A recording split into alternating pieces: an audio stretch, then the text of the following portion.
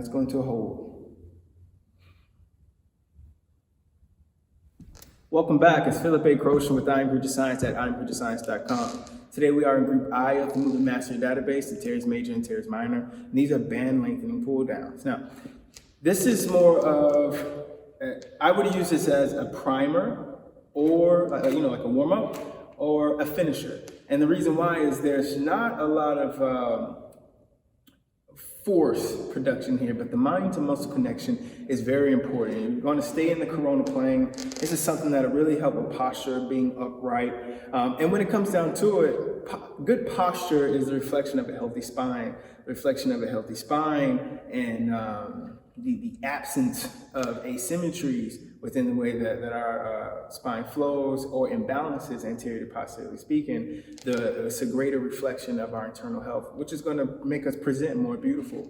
So this is going to be an overall just good exercise to do. You're going to take a band for the band lengthening pull downs. This is going to be similar to the way that we do a lot of our lat pull downs with the lat pull down machine. So before you start putting all that pressure on, you just want to get this thing to a neutral tension, to where the first movement that happens is going to begin taking the band towards an excess stretch, right? So I'm gonna reach up as high as I can. Now, it's important to note that my shoulders are not, I'm getting the most space out of my glenohumeral joint, my shoulder joint, right? If you look at it closely, there's a difference between being here and here. And a lot of times we only get to that particular range of motion because there's too much traps involved in the movement. If I was to come up into this shoulder flexion, let's say I shrugged it up first. I kind of stopped my range of motion right here. Now in a physical therapy world, a lot of times you're managing pain symptoms. That range of motion is pretty good. Anywhere between 170, 175 degrees. You're pretty good. We're gonna consider that healthy. But we really can reach that perfect 180 degree and even get greater than that. So if I first let my shoulder drop rather than shrug it up here, come up, and then I extend out before I get all the way back. I extend out some more to create the space at the joint without my rib cage flaring up. Now I'm going to get the most of this glenohumeral joint. I can reach straight up, and I got some activation within my teres major, my teres minor, my serratus anterior. And that's what we want to do, to engage all of these groups. So the first thing that we're going to do, I'm just going to flip this thing over. I got it sitting on my thumbs, coming inside my hands, flip it over. So when I externally rotate or pronate my hands, I already put the pressure on there, okay? So I'm completely extended up, rib cage isn't flaring, I'm not holding my breath, and I'm not thinking about widening at my wrists. My wrists will widen, but movement originates on the spine.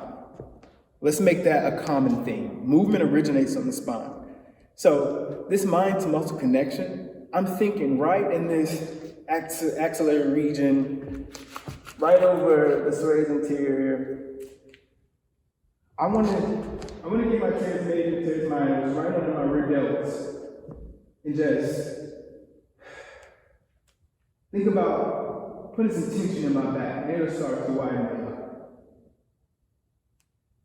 Right now, I'm having very subtle movements. I don't know how well it's showing on camera, but I hope that you can see the definition forming. So now, as I'm reaching up, I've got to reach up. It's a dynamic movement, so I'm reaching up before I reach out. If I hold this, I would teach myself to be strong in this position. You fatigue out pretty quickly. I mean, right now, I am on fire all through here. After an isometric hold of about, I think it was about 5 seconds, just give or take about 5 seconds.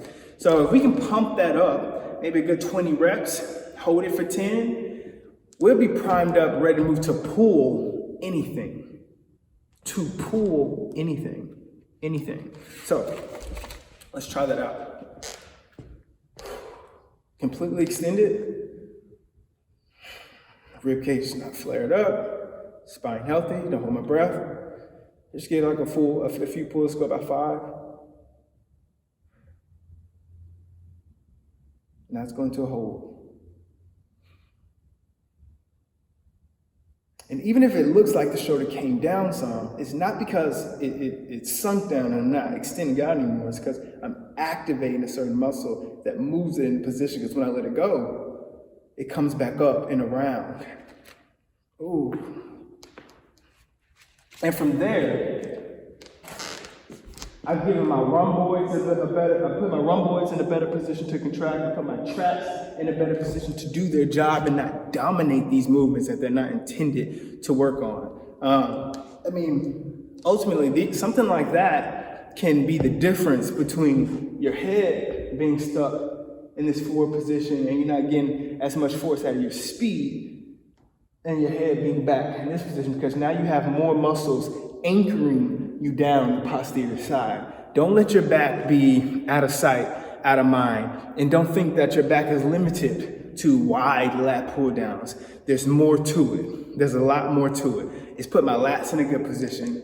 It's put my rhomboids in a good position. It put my traps in a good position. It put the superior segments of my rectus spinae in an excellent position. Now I can feel down to like the middle of my back. So when I go work on my lumbar spine, now I don't have to